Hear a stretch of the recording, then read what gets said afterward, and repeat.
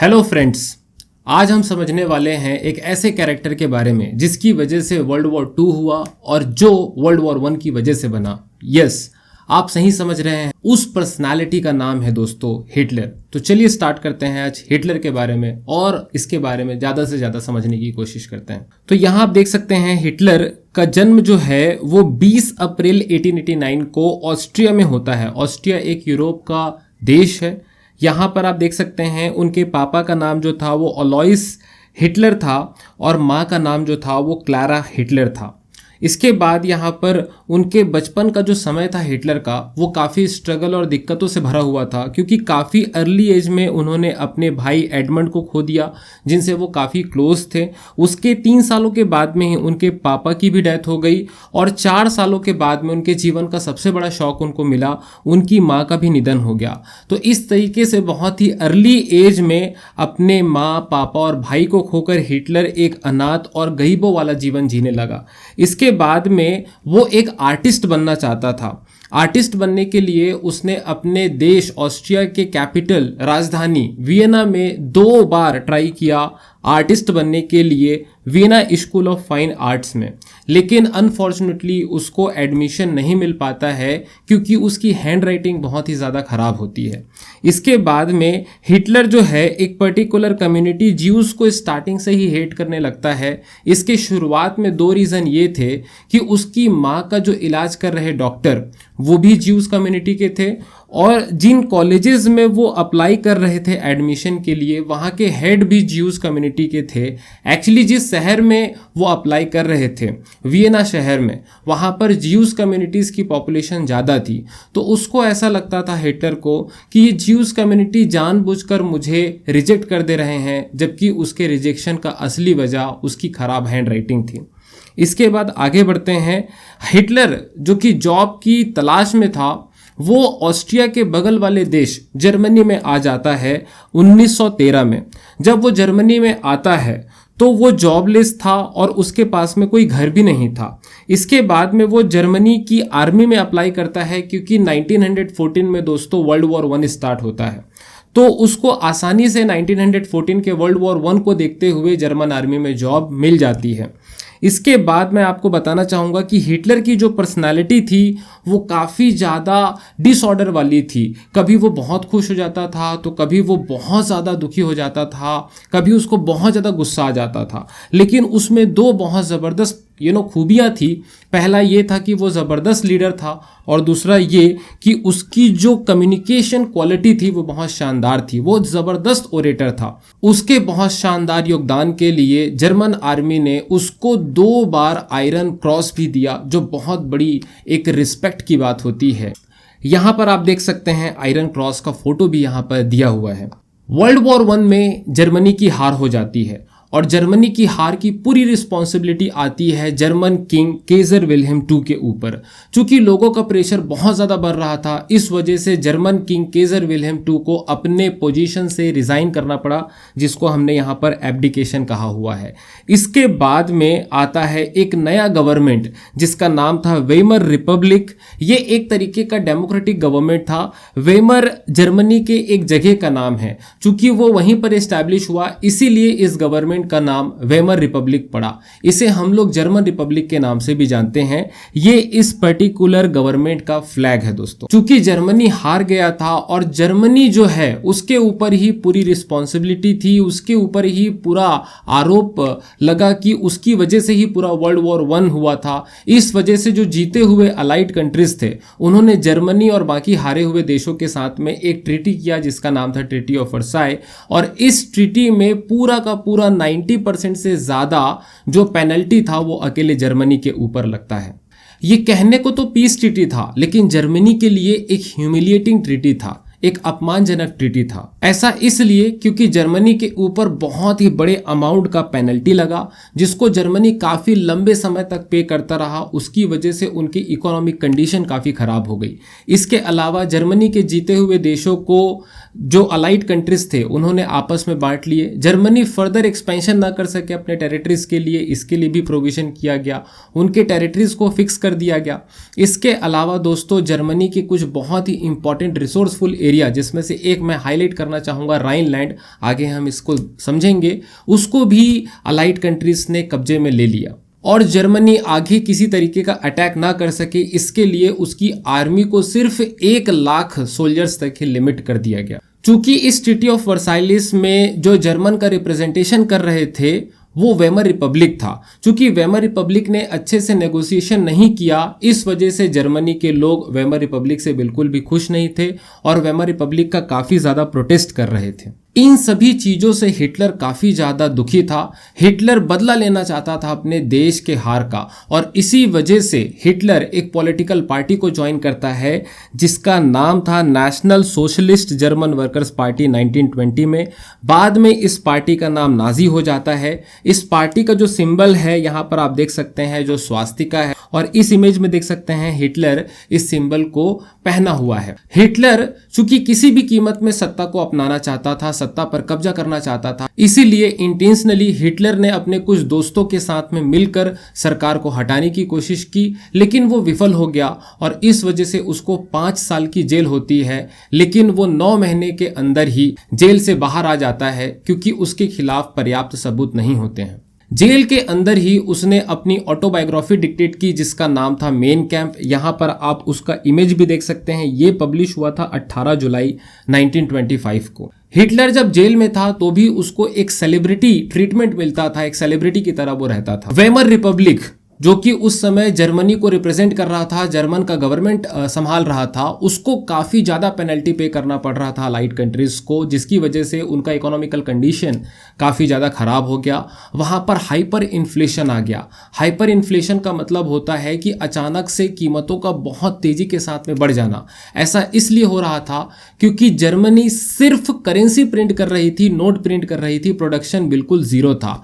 अगर किसी देश में प्रोडक्शन ही नहीं होगा तो यकीन मानिए कि उस देश में महंगाई बढ़ेगी ही बढ़ेगी, क्योंकि देश करेंसी से नहीं चलता, नोटों से नहीं चलता, प्रोडक्ट से चलता है, प्रोडक्शन से चलता है। एग्जाम्पल के रूप में अगर मैं आपको समझाने की कोशिश करूं तो अगर मान लीजिए पेन है, ये पेन अगर बहुत ज़्यादा क्वांटिटी में है तो इसकी प्राइस गिर जाएगी दोस्तों। लेकिन अगर मान लीजिए कि ये पेन सिर्फ एक है लेकिन इसको चाहने वाले, इसको खरीदने वाले सैकड़ों हैं, तो इसकी प्राइस ऑटोमेटिकली बढ़ जाएगी क्योंकि इस पेन की प्रोडक्शन बहुत कम है। तो सेम जर्मनी में हो रहा था। जर्मनी में जो प्रोडक्शन था वो बिल्कुल ना के बराबर था और इस वजह से जो प्रोडक्ट हैं उनकी कीमतें बहुत तेज़ी के साथ में बढ़ गई। यहाँ पर मैं आपको शो करना चाहता हूँ जनवरी 1922 से जो यहाँ पर 1923 अक्टूबर तक का पीरियड है उसमें आप देखेंगे एक्सपोनेंशियल ग्रोथ हुआ है यहाँ पर प्राइस में। यूएस डॉलर से हम यहाँ पर कंपेयर कर रहे हैं। उस समय जर्मनी का जो करेंसी था वो मार्क हुआ करता था। तो यहाँ पर आप एक समय जैसे हमारे देश में होता है अभी एक US dollar is equal to 80 रुपए के आसपास है। तो उस समय जनवरी 1922 में आप देख सकते हैं एक US dollar is equal to 120 रुपए, 120 मार्क के आसपास था। लेकिन समय के साथ में जैसे जैसे ये आगे बढ़ता जा रहा है आप देख रहे हैं कि ये कैसे बहुत ही शार्प तरीके से ऊपर होता जा रहा है और अक्टूबर तक आते आते ये बिलियन ट्रिलियन मार्क्स में ये पहुंच चुका है दोस्तों। यहाँ पर आप देख सकते हैं, अगर जीरो यहाँ पर मैं आपको काउंट करके बताऊं तो यहाँ पर आप देख सकते हैं लगभग 3, 36, 39, 312 12 यहाँ पर जीरोज हैं। आप प्लीज कमेंट करके बताइए अगर 12 जीरो आ रहे हैं तो वो कितना करोड़ कितना अरब होगा, है ना। तो इतना ज़्यादा वहाँ पर प्राइस इंक्रीज हो चुका था जर्मनी में। चूंकि लोग बहुत ही ज़्यादा नाराज थे वेमर रिपब्लिक से, इस वजह से वहाँ पर पॉलिटिकल क्राइसिस भी था। लोग बाग बिल्कुल खुश नहीं थे जर्मन के इस वेमर रिपब्लिक से और बहुत से लोग अब हिटलर को अपना सपोर्ट देना चालू कर चुके थे। जर्मनी को इकोनॉमिकल क्राइसिस से बचाने के लिए अब अमेरिका आता है। अमेरिका के आने के पीछे काफ़ी सारे रीजंस थे। ऐसा नहीं है कि अमेरिका जर्मनी को अपना दोस्त मानता है इस वजह से आया था। अमेरिका शुरू से एक बिजनेसमैन की तरह काम कर रहा होता है और यहाँ भी वो अपने बिजनेस अपॉर्चुनिटी को तलाश रहा है। यहाँ पर अमेरिका का जो डाविस प्लान है जिसके माध्यम से अमेरिका जर्मनी को लोन देता है, उसके पीछे काफ़ी इंपॉर्टेंट रीजंस होते हैं। जैसे यहाँ पर आप देख सकते हैं अमेरिका जर्मनी को लोन दे रहा है तो वो फर्स्ट ऑफ ऑल जर्मनी को वो लोन फ्री में नहीं मिल रहा है, उसके बदले में जर्मनी को कुछ ना कुछ इंटरेस्ट पे करना पड़ेगा। दूसरा, जर्मनी उस पैसे को लेकर अपने देश में रोड बना रहा है, ब्रिज बना रहा है, इंफ्रास्ट्रक्चर डेवलप कर रहा है, जिससे कुछ ना कुछ उनको फायदा आगे होगा।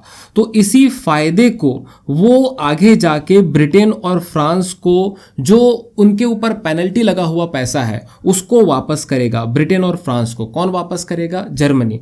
अब इसके आगे का खेल आप देखिए, ब्रिटेन और फ्रांस ने वर्ल्ड वॉर 1 के टाइम पे अमेरिका से काफ़ी सारा लोन लिया था। तो जब ब्रिटेन और फ्रांस के पास पैसा आएगा जर्मनी से, तो ब्रिटेन और फ्रांस जो है उस पैसे को फिर से किसको रिटर्न कर देंगे? अमेरिका को। तो यहाँ पर आप देख सकते हैं अमेरिका तीन तीन चीज़ों को एक साथ अचीव कर रहा है। एक, यूएसए जो है, अमेरिका जो है जर्मनी को बहुत ही क्राइसिस टाइम पे हेल्प कर रहा है, जिस वजह से जर्मनी एक तरीके से उसका दोस्त बन जाता है। दूसरा, यहां पर जर्मनी जो है उसको इंटरेस्ट के रूप में पैसा भी दे रहा है, क्योंकि लोन का कुछ ना कुछ तो इंटरेस्ट पे करना ही पड़ेगा। तीसरा, अमेरिका को ब्रिटेन और फ्रांस की तरफ से भी मुनाफा हो रहा है, प्रॉफिट हो रहा है। तो इस तरीके से ये अमेरिका का एक मास्टर स्ट्रोक था। लेकिन कुछ सालों के बाद में 1924 में ये डावेस प्लान आया था और 1929 में इस डावेस प्लान को बंद करना पड़ा, क्योंकि 1929 में एक बहुत ही ज़बरदस्त ग्रेट इकोनॉमिक डिप्रेशन आ गया, जो इंटरनेशनल लेवल का इकोनॉमिकल क्राइसिस था। इस ग्रेट इकोनॉमिक डिप्रेशन के पीछे बेसिकली दो रीज़न थे। पहला रीज़न ये था कि बहुत ज़्यादा प्रोडक्शन होने की वजह से specially farming products, farming crops के जो प्राइसेस थे वो बहुत कम हो गए, जिसकी वजह से किसानों को बहुत नुकसान हुआ। दूसरा रीज़न है, अमेरिकन बैंक्स ने देशों को लोन देना बंद कर दिया, जिसकी वजह से उन देशों को पैसा मिलना बंद हो गया। एग्जाम्पल के रूप में पहले जर्मनी को अमेरिका की तरफ से डावेस प्लान के माध्यम से लोन मिलता था, अब वो लोन बंद हो गया। अब जर्मनी कहाँ से पैसा मैनेज करेगा, कैसे अपना इंफ्रास्ट्रक्चर बिल्ड करेगा? अगर वो रोड नहीं बनाएगा, ब्रिज नहीं बनाएगा जर्मनी, तो वहाँ के लोगों को कैसे जॉब मिलेगा? अगर वहाँ के लोगों को जॉब नहीं मिलेगा तो वो बेरोजगार हो जाएंगे और बेरोजगारी की वजह से गरीबी बढ़ जाएगी। तो इस वजह से भी एक डिप्रेशन वाला माहौल क्रिएट हो गया उस पूरे यूरोप और आगे जाके पूरे इंटरनेशनल लेवल पे। इसका साइड इफेक्ट अमेरिका को भी देखने को मिला, क्योंकि अमेरिकन बैंक्स ने चूंकि लोन देना बंद कर दिया था तो अमेरिकन बैंक्स को प्रॉफिट नहीं हो रहा था, जिसकी वजह से अमेरिका के बैंक्स बहुत ही ज़्यादा नंबर में बिखरते चले गए, बंद होते चले गए।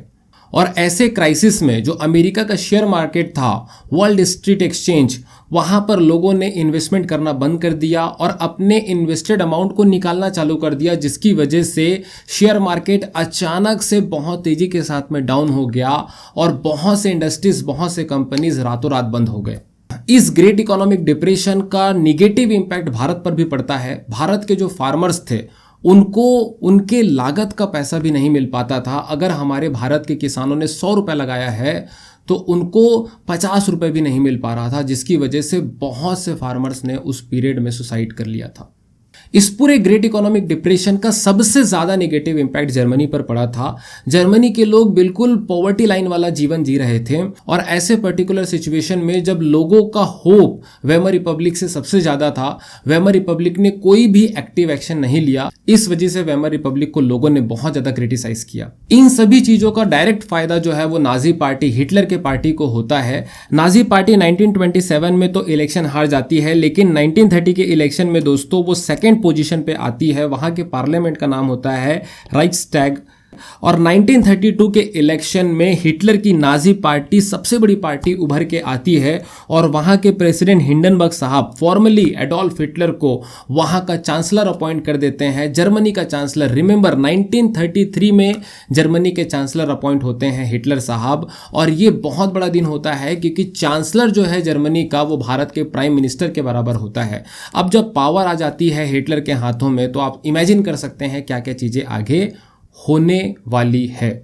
30 जनवरी 1933 को हिटलर वहाँ का चांसलर अपॉइंट होता है। यहाँ पर आप देख सकते हैं नाजी का फ्लैग है। इसके बाद में फरवरी का महीना आता है और फरवरी का महीने जैसे ही आता है हिटलर यहाँ पर एक कॉन्स्पिरेसी करता है और वहाँ के पार्लियामेंट में दोस्तों आग लगवा देता है, जिसकी वजह से वहाँ के बहुत ही इंपॉर्टेंट लॉ, बिल्स और बाकी चीज़ें जल के खाक हो जाती हैं। और ऐसे इमरजेंसी सिचुएशन में हिटलर वहाँ के लोगों का फंडामेंटल जो राइट्स होता है, बेसिक जो राइट्स होता है, उन सभी को ख़त्म कर देता है। एक फायर डिक्री लाकर 28 फरवरी 1933 में आता है, जिसमें हिटलर ने फ्रीडम ऑफ स्पीच, जो वहाँ वहाँ की मीडिया की फ्रीडम होती है, उन सभी चीज़ों को वहाँ पर ख़त्म कर दिया गया। और इसके बाद मार्च 1933 को हिटलर एक बहुत ही कॉन्ट्रोवर्शियल एक्ट पास करता है जिसका नाम था इनेबलिंग। यहाँ पर आप देख सकते हैं इनेबलिंग एक्ट जो है हिटलर पास करता है, और ये इनेबलिंग एक्ट हिटलर को एक डिक्टेटर बना देता है। वहाँ की डेमोक्रेसी को ख़त्म कर दिया जाता है। अब सभी तरीके का पावर, चाहे वो लेजिस्लेटिव कानून बनाने का पावर हो, या एग्जीक्यूटिव उसको इम्प्लीमेंट करने का पावर हो, या फिर जुडिशियल पावर जिसमें किसी को सजा देने का पावर है, ये सभी पावर जो है वो हिटलर के पास में आ जाता है। और हिटलर पूरे जर्मनी का एकमात्र अकेला सर्वोच्च लीडर बन जाता है। हिटलर के पास में एसएस और ऐसे करके एक ट्रूप्स होते हैं जो लोगों को एक्सप्लॉइट करते हैं, जो भी हिटलर के खिलाफ जाने की कोशिश करता है। हिटलर के पास में एक सीक्रेट पुलिस भी होता है जिसको बोलते हैं गेस्टापो, जो सीक्रेट इंफॉर्मेशन गैदर करने की कोशिश करता है हिटलर के लिए। हिटलर एक डिक्टेटर था, लेकिन बहुत ही चतुर और चालाक डिक्टेटर था दोस्तों। वो जानता था कि कैसे अपने अपोनेंट्स को एक्सप्लॉइट कर और कैसे उनके बारे में सीक्रेट इंफॉर्मेशन गैदर करना है, ताकि वो अपने अपोनेंट से हमेशा आगे रहें।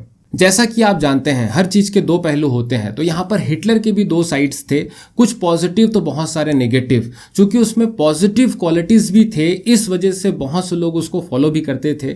यहाँ पर चलिए सबसे पहले हम लोग हिटलर के पॉजिटिव साइड को सबसे पहले यहाँ पर स्टार्ट करते हैं। तो जैसे ही हिटलर यहाँ पर लीडर बनता है दोस्तों, सबसे पहले वो लोगों को बल्क में जॉब देने की कोशिश करता है state funded work creation program करके। यहाँ पर वो वर्ल्ड क्लास हाईवे, ब्रिज और बाकी इंफ्रास्ट्रक्चर को डेवलप करने की कोशिश करता है, ताकि जर्मनी के लोगों को ज्यादा से ज्यादा जॉब मिल सके। अक्टूबर 1933 में एडोल्फ हिटलर ने जर्मनी को लीग ऑफ नेशन से बाहर कर दिया।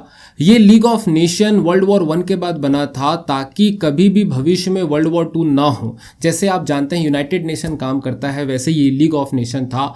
हिटलर ने लीग ऑफ नेशन के ऊपर ये आरोप लगाया कि league of nation partial behaviour करता है मेंबर कंट्रीज के लिए।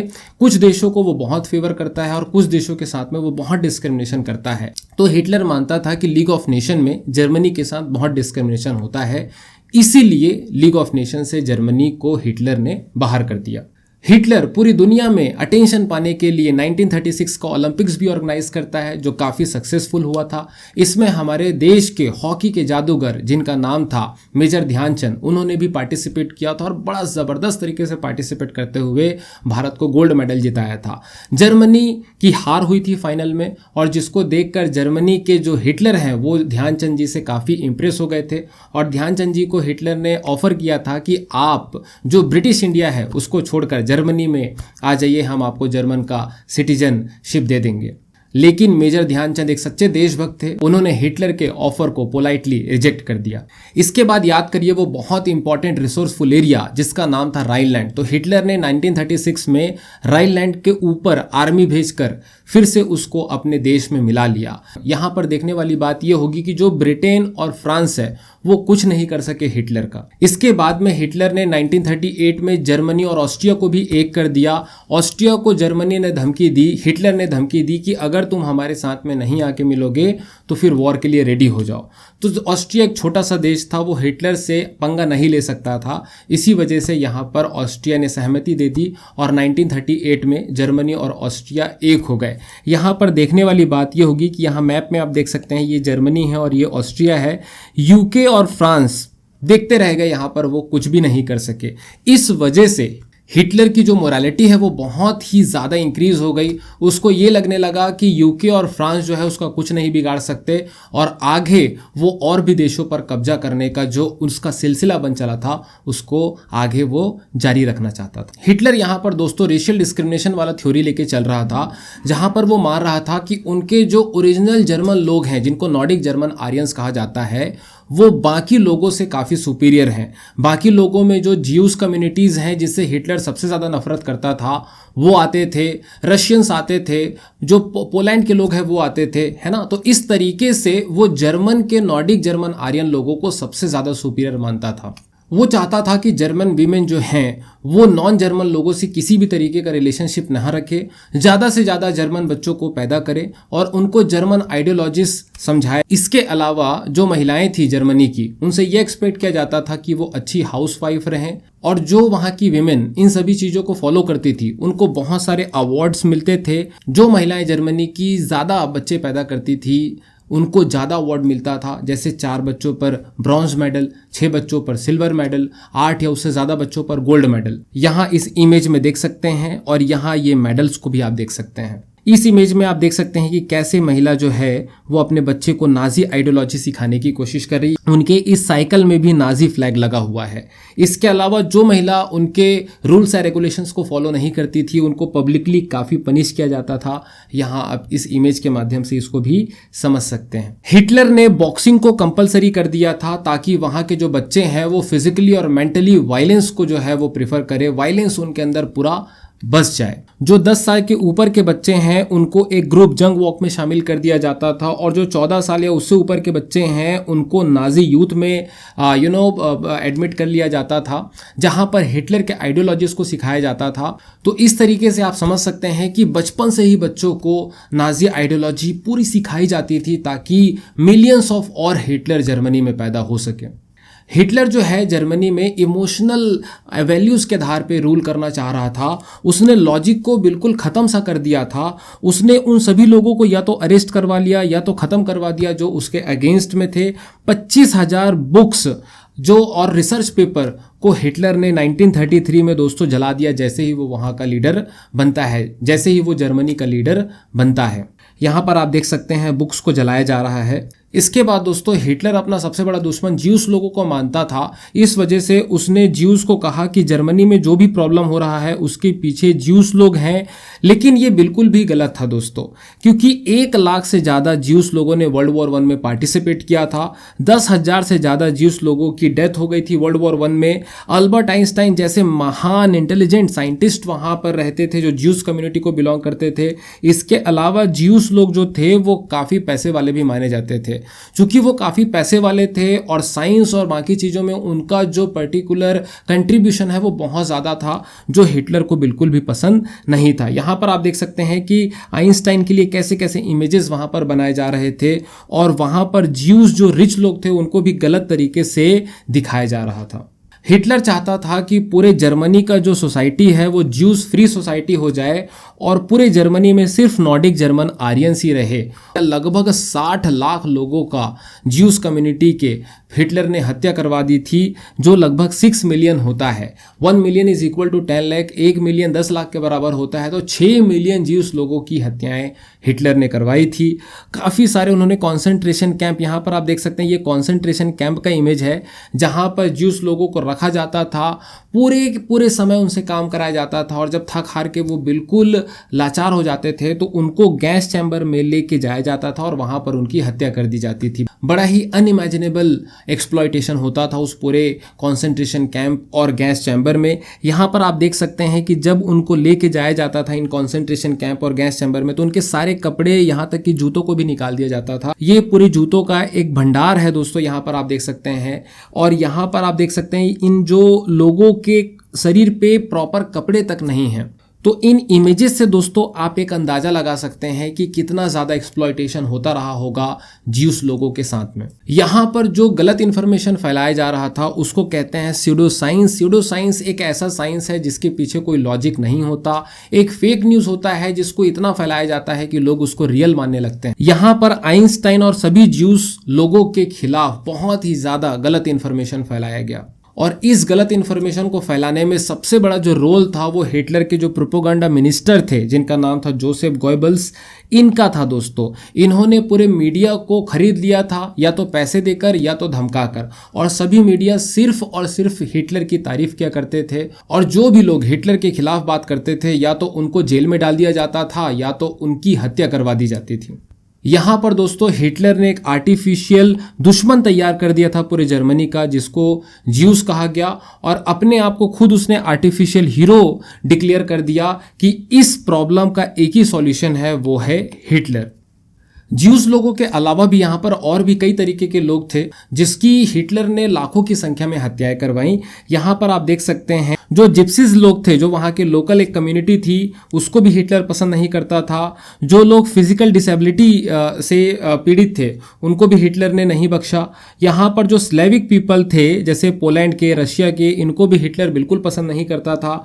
और जो सोवियत प्रिजनर्स थे, है ना, प्रिजनर्स ऑफ वॉर, जो सोवियत यूनियन, जो रशिया है, उसके सोल्जर्स थे, इन सभी लोगों को हिटलर ने लाखों की संख्या में दोस्तों हत्याएं करवाई। यहाँ पर एक हत्या करने का टेक्निक है जिसका नाम है दोस्तों यूथनेशिया। जो फिजिकल डिसेबिलिटी के शिकार थे, उन लोगों को यहाँ पर इंजेक्शन देकर मारा जाता था ताकि उनको ज़्यादा पीड़ा ना हो। इसके बाद दोस्तों वापस आते हैं वर्ल्ड वॉर 2 की तरफ। चूंकि यहाँ पर एक थ्योरी दोस्तों हिटलर और नाजी पार्टी का ये था कि पूरी दुनिया में रेशियल डिस्क्रिमिनेशन वो फैलाना चाहते थे। नॉर्डिक जर्मन आर्यंस को सबसे सुपीरियर, सबसे बेस्ट कम्युनिटी मानते थे और बाकी कम्युनिटीज़ को इन्फीरियर मानते थे दोस्तों।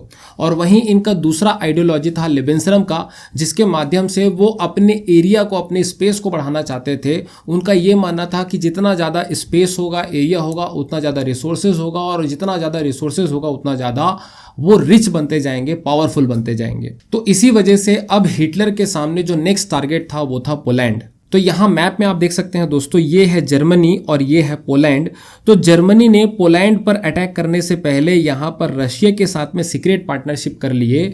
यहाँ पर जर्मनी ने कहा कि हम यहाँ पर पोलैंड के ऊपर वेस्ट से अटैक करेंगे, और रशिया, जिसको उस समय सोवियत यूनियन कहा जाता था, आप इसके ऊपर ईस्ट से अटैक करना, और बाद में हम इस पोलैंड को 2 भागों में डिवाइड कर लेंगे। ईस्ट वाला आप रख लेना और वेस्ट वाला हम लोग रख लेंगे। और ये प्लान आगे जाके वो एग्जीक्यूट भी करते हैं। यहाँ पर आप देख सकते हैं 1 सितंबर 1939 को हिटलर ने, जर्मनी ने यहाँ पर पोलैंड के ऊपर अटैक कर दिया।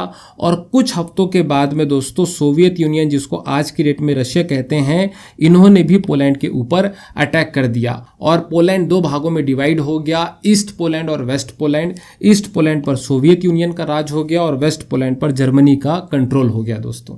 अब यहाँ पर यूके और फ्रांस ने कहा इनफ इज इनफ, और हम जर्मनी को और हिटलर को बर्दाश्त नहीं कर सकते।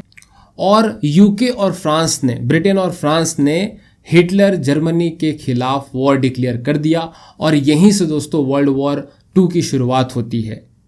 तो डेट याद रखिएगा, सितंबर 1939 से वर्ल्ड वॉर 2 स्टार्ट हुआ था। अब 1940 में दोस्तों हिटलर एक काफ़ी इंटरेस्टिंग टेक्निक इस्तेमाल करता है जिसका नाम होता है ब्लिट्सक्रीग, और बहुत ही तेज़ी के साथ में दोस्तों वो यूरोपियन कंट्रीज़ को कब्जा करना चालू कर देता है। बिल्कुल उनके आर्मीज इतने तेज़ी से अटैक करते थे अपोनेंट कंट्रीज़ के ऊपर में कि दूसरे देशों को समय ही नहीं मिलता था संभलने का। इसी सिलसिले में यहाँ पर जर्मनी ने डेनमार्क पर कंट्रोल कर लिया, नॉर्वे पर कंट्रोल कर लिया। यहाँ पर देख सकते हैं मैप में डेनमार्क यहाँ पर है, नॉर्वे यहाँ पर है। इसके अलावा ये देखिए टेक्निक का नाम है ब्लिट्सक्रीग। इसके अलावा उन्होंने वेस्टर्न यूरोप के नीदरलैंड, यहाँ पर आप देख सकते हैं नीदरलैंड यहाँ पर है, बेल्जियम आप देख सकते हैं यहाँ पर है, और जो नॉर्थ वाला फ्रांस है दोस्तों उस पर भी कब्जा कर लिया। इस पूरे सिलसिले में 1940s में हिटलर के लिए सबसे बड़ा अचीवमेंट था फ्रांस के ऊपर कब्जा करना। इस इमेज में दोस्तों आप देख सकते हैं कि कैसे हिटलर ने आईफिल टावर के सामने फोटो खिंचवाया है, और इस तरीके से ये हिटलर के पूरे लाइफ का सबसे बड़ा, एक तरीके से हम कह सकते हैं कि अचीवमेंट था कि उसने फ्रांस को भी हराकर उसके ऊपर कब्जा कर लिया था। यहाँ पर मैं बताना चाहूंगा कि वर्ल्ड वॉर 2 में भी 2 ग्रुप्स थे, एक का नाम था अलाइड ग्रुप और एक का नाम था एक्सिस ग्रुप। यहाँ पर अलाइड ग्रुप में फिलहाल पोलैंड है, ब्रिटेन है, फ्रांस है। यहाँ के मैप को भी देख सकते हैं, ब्रिटेन, फ्रांस और पोलैंड। एक्सिस ग्रुप में दोस्तों यहाँ पर जर्मनी है, इटली है और जापान है। इटली वर्ल्ड वॉर 1 में जर्मनी के खिलाफ लड़ा था, लेकिन वर्ल्ड वॉर 2 में उसने देखा कि हिटलर एक बहुत ही पावरफुल पर्सनालिटी है, तो इटली ने जर्मनी का साथ देना सोचा। जापान जो है वो पूरे ईस्ट एशिया का राजा बनना चाहता था, इस वजह से जापान ने यहाँ पर जर्मनी की मदद की और उन्होंने अपना एक ग्रुप बना लिया। इस ग्रुप का नाम पड़ा एक्सिस ग्रुप। यहाँ पर नोट करने वाली बात यह है दोस्तों कि 1940 तक अमेरिका और रशिया दोनों वर्ल्ड वॉर 2 को ज्वाइन नहीं किए थे, न्यूट्रल बने हुए थे दोस्तों। और 1940 तक दोस्तों पूरी तरीके से हिटलर और उसके दोस्तों का पूरा कब्जा हुआ था यूरोप में। ऐसा लग रहा था कि हिटलर और उसका जो एक्सिस ग्रुप है वो बहुत आसानी के साथ में इस वर्ल्ड वॉर 2 को जीत लेगा। लेकिन कहते हैं कि जब आप बहुत अच्छे समय से गुजर रहे होते हो तो काफ़ी ओवर कॉन्फिडेंस हो जाते हो, और यही ओवर कॉन्फिडेंस हिटलर और जापान के अंदर भी आ गया था। और 1941 में दोनों ही देशों ने, जर्मनी और जापान ने काफ़ी ब्लंडर मिस्टेक किया, जिसमें से सबसे पहले ब्लंडर मिस्टेक किया जर्मनी ने। जर्मनी को हमेशा से ही खतरा रशिया से था। रशिया के ऊपर जर्मनी को ट्रस्ट बिल्कुल नहीं आ रहा था। जर्मनी और हिटलर को ये लगता था कि रशिया कभी भी उनके ऊपर अटैक कर सकता है, तो उनको ये लगा कि भाई पहले रशिया अटैक करे, इससे पहले हम ही उनके ऊपर में क्या कर देते हैं, अटैक कर देते हैं। इस वजह से 1941 में जर्मनी ने रशिया के ऊपर दोस्तों अटैक कर दिया। ये पूरा वर्ल्ड वॉर 2 के अंडर हम यहाँ पर समझ रहे हैं। वर्ल्ड वॉर 1 के ऊपर हमने ऑलरेडी वीडियो बना दिया है, जिसका लिंक मैंने यहाँ पर आई बटन में और नीचे डिस्क्रिप्शन में शेयर कर दिया है। वहां से आप वर्ल्ड वॉर 1 को भी बहुत अच्छे से समझ सकते हैं। जर्मनी के बाद में दोस्तों यहाँ पर जापान ने भी बहुत बड़ा ब्लंडर मिस्टेक किया। जापान ने दोस्तों यहाँ पर पर्ल हार्बर के ऊपर अटैक कर दिया, जो यूएसए का एक नवल बेस हुआ करता था। यहाँ पर इन दोनों ही इंसिडेंट के बाद में जाहिर सी बात है रशिया और अमेरिका दोनों शांत नहीं रहेंगे, और रशिया और अमेरिका ने जो अपोजिट ग्रुप था जिसका नाम था अलाइड ग्रुप, जिसमें ब्रिटेन, फ्रांस और पोलैंड था, उस ग्रुप को उन्होंने ज्वाइन कर लिया। दोस्तों यहाँ पर आप मैप में भी देख सकते हैं कि कैसे जर्मनी के जो आर्मी है वो सोवियत यूनियन में एंट्री करते हैं, जिसका नाम था ऑपरेशन बारबरोसा। लेकिन इस पर्टिकुलर इन्वेजन में जर्मन आर्मी को काफ़ी बुरी हार का सामना करना पड़ा। यहाँ पर रशियन आर्मी, जो कि रेड आर्मी मानी जाती थी, उस समय स्टालिन वहाँ के लीडर हुआ करते थे, तो उनके लीडरशिप में जो रेड आर्मी ने काफ़ी अंदर तक, यहाँ पर बर्लिन तक वो पहुँच गए थे, और इसमें जर्मनी की काफ़ी बुरी हार होती है। दोस्तों ये पहला एक बड़ा हार था जर्मनी का इस पूरे वर्ल्ड वॉर 2 में। इसके बाद यहाँ पर आप देख सकते हैं जापान जो है उन्होंने इस पर्ल हार्बर पर जो है वो अटैक कर दिया। यहाँ पर जूम करके दिखाया गया है पर्ल हार्बर को, जो कि अमेरिका का नवल बेस था। इसके बाद में अमेरिका ने भी वर्ल्ड वॉर 2 जापान के खिलाफ डिक्लेयर कर दिया। यहाँ पर जापान और अमेरिका का एक बैटल भी हुआ था, जिसको बोलते हैं बैटल ऑफ मिडवे, जिसमें जापान की बहुत बुरी हार होती है और अमेरिका की जीत होती है। इन सभी चीज़ों के बीच में 1943 में इटली के ऊपर में पूरे अलाइड ग्रुप जो है वो एक साथ अटैक करते हैं, जिसकी वजह से इटली भी सर्वाइव नहीं कर पाता और इटली 1943 में दोस्तों